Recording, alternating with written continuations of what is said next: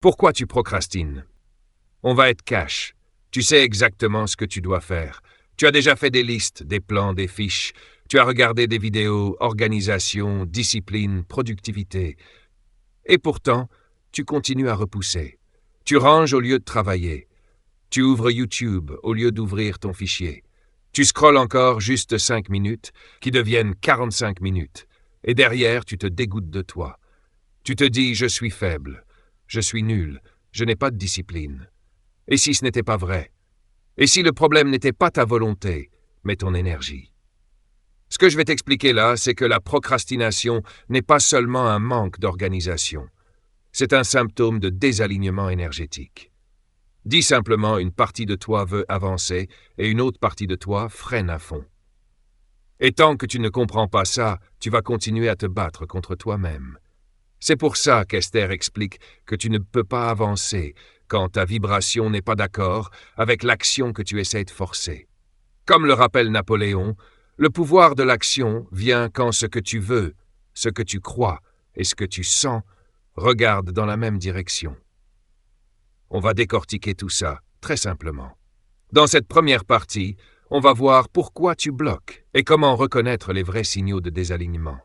Dans la deuxième partie, on verra comment te réaligner concrètement pour arrêter de repousser sans te violenter. On commence. Ah! La scène que tu connais par cœur, imagine. Tu as une tâche importante à faire, réviser, monter une vidéo, travailler sur ton business, finir un dossier. Tu te dis, à 20h, je m'y mets sérieusement. 20h arrive. Tu t'assois, tu ouvres ton ordi, et d'un coup, tu te retrouves à regarder ton téléphone, réorganiser ton bureau, ouvrir l'appli météo, relire des messages vieux de 3 jours, tout sauf ce que tu avais prévu. Ensuite arrive le fameux dialogue intérieur. Tu vois, tu n'y arrives jamais. Tu es irrécupérable. Tu veux réussir, mais tu ne fais rien. Tu ressens un mélange de honte, de fatigue, de découragement. Et plus tu te juges, plus tu as envie de fuir la tâche. Joe explique ça très bien. Quand ton cerveau associe une tâche à stress plus culpabilité, auto-jugement, il va naturellement chercher à l'éviter. Ce n'est pas logique, c'est émotionnel. Et la procrastination, c'est souvent ça, une stratégie émotionnelle pour fuir un état intérieur qu'on ne sait pas gérer. 2. Ce que désalignement énergétique veut dire. En version simple, on va simplifier au maximum. Tu as 3 niveaux en toi. Ce que tu penses, ce que tu ressens, ce que ton corps a envie de faire. Quand ces 3 niveaux sont alignés, tu agis presque naturellement. Exemple simple, tu penses « cette vidéo est importante pour moi ». Tu ressens « je suis excité, curieux, un peu challengé, mais motivé ». Ton corps se pose, se met au calme, commence à écrire, à filmer, à monter. Tu es dans un mini-état de flow. Le désalignement énergétique, c'est l'inverse. Tu penses « je dois faire ça ». Tu ressens « j'ai peur, je doute, je me sens nul, j'ai la flemme ». Ton corps veut fuir, scroller, manger, dormir, tout sauf la tâche. Neville dirait que ton état intérieur est en contradiction avec l'action que tu essaies de lancer. Résultat, tu restes figé entre 2 forces opposées. Une partie de toi pousse, une partie de toi tire en arrière. La procrastination, c'est cette tension figée. Ce n'est pas que tu ne veux rien, c'est que 2 intentions s'affrontent en toi. 3. Les 3 grands types de désalignement qui te font procrastiner. On va aller encore plus concret. La plupart du temps, ta procrastination vient d'un de ces 3 désalignements. Premier type, ce n'est pas vraiment ton objectif.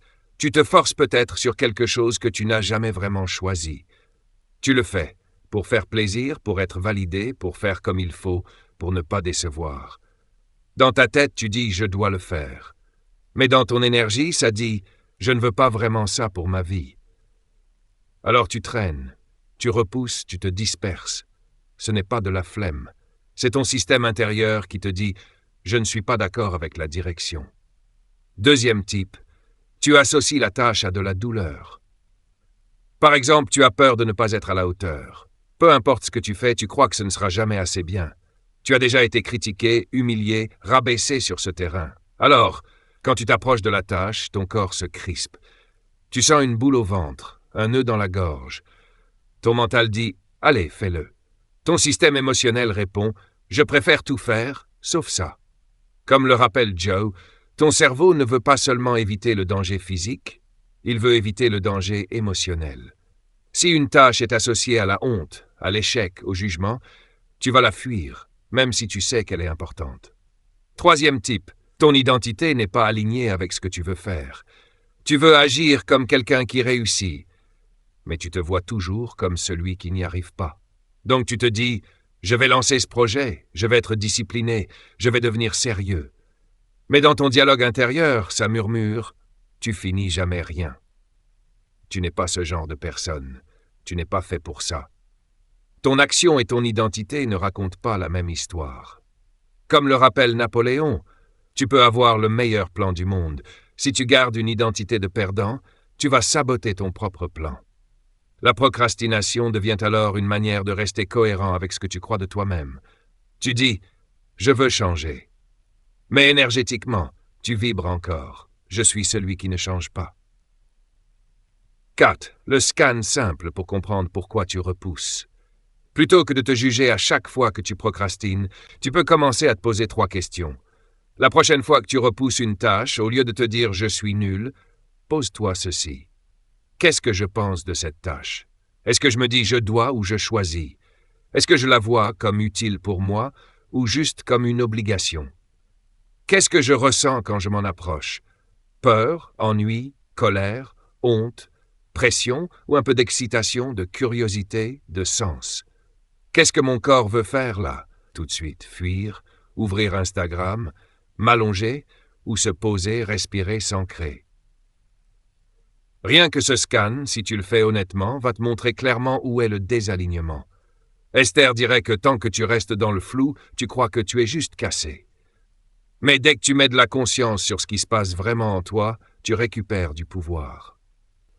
Tu as vu que ta procrastination n'est pas juste un problème de flemme, mais souvent un conflit entre ce que tu penses, ce que tu ressens et ce que ton corps a envie de faire. Maintenant, on va voir comment te réaligner concrètement sans te violenter pour que l'action devienne plus naturelle. On avance. 5. Première clé de réalignement. Transformer le « je dois » en « je choisis ». Tant que tu te parles en langage de prison, tu vas te comporter comme un prisonnier. Je dois travailler, je dois finir ça, je dois être sérieux. Ce langage crée une vibration de contrainte. Ton système intérieur entend « je suis obligé, je subis, je n'ai pas de pouvoir » et il va naturellement chercher à fuir. La première clé, c'est de reprendre la responsabilité de tes décisions. À chaque fois que tu te surprends à dire « je dois », tu peux corriger en « je choisis de le faire maintenant » parce que ça sert la vie que je veux créer. Par exemple, au lieu de « je dois réviser », tu peux dire « je choisis de réviser 1 heure pour ouvrir des portes pour mon futur ». Au lieu de « je dois travailler sur ce projet », tu peux dire « je choisis de travailler sur ce projet parce que je veux sortir de cette situation ». Ce n'est pas juste du wording. C'est un changement vibratoire.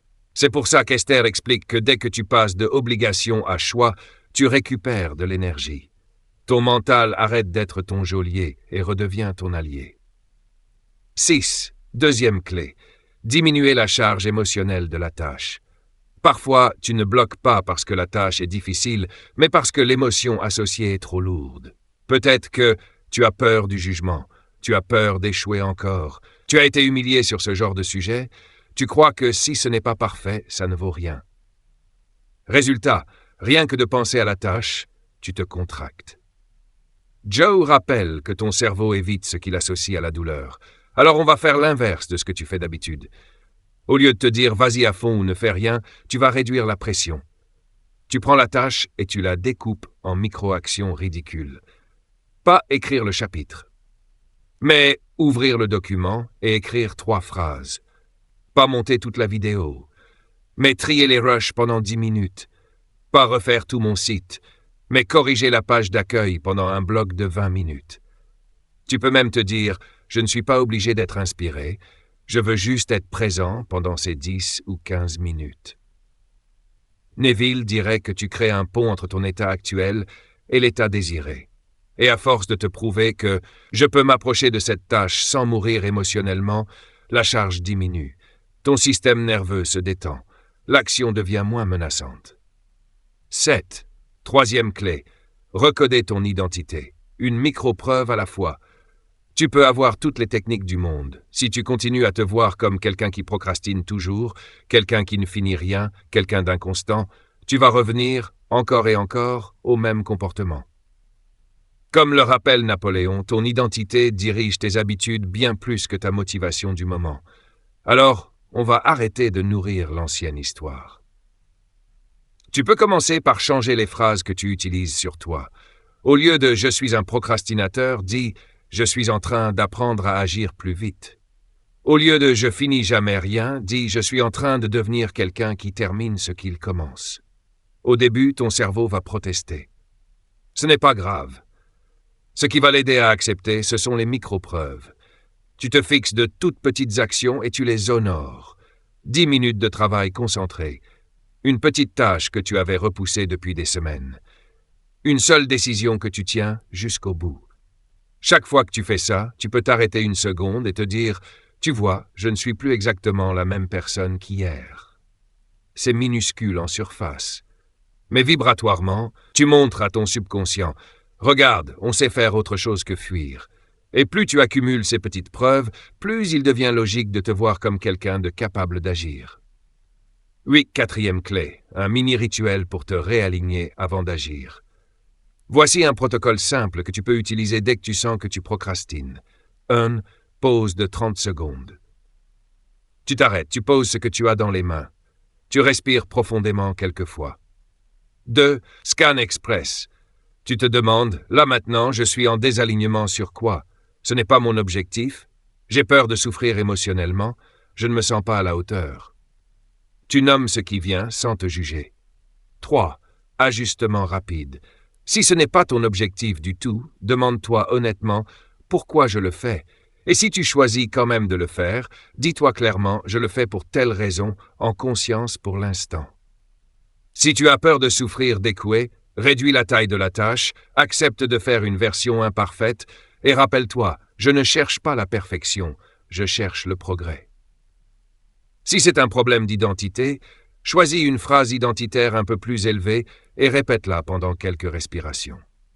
4. Micro-engagement. Tu termines en te disant « Je m'engage juste pour les 10 prochaines minutes sur cette action. » Et tu te lances, sans réfléchir 1000 ans. Esther dirait que tu viens de passer de « je lutte contre moi » à « je marche avec moi ». Même si c'est petit, c'est un réalignement. Tu vois maintenant que ta procrastination n'est pas un signe que tu es cassé. C'est un langage qui dit « là, ce que tu veux faire n'est pas aligné avec ce que tu penses, ce que tu ressens ou l'idée que tu as de toi. » En apprenant à écouter ce langage, à le comprendre, puis à ajuster ton énergie, tu transformes la procrastination de prison en point de départ. Si tu veux continuer à travailler ton mindset, ta vibration et ta capacité à passer à l'action en restant aligné, reste connecté à ce type de contenu. Reviens sur ce script quand tu sens que tu bloques et rappelle-toi cette phrase. Tu n'as pas besoin de devenir quelqu'un d'autre pour arrêter de procrastiner. Tu as besoin de devenir un peu plus aligné avec la version de toi qui avance vraiment.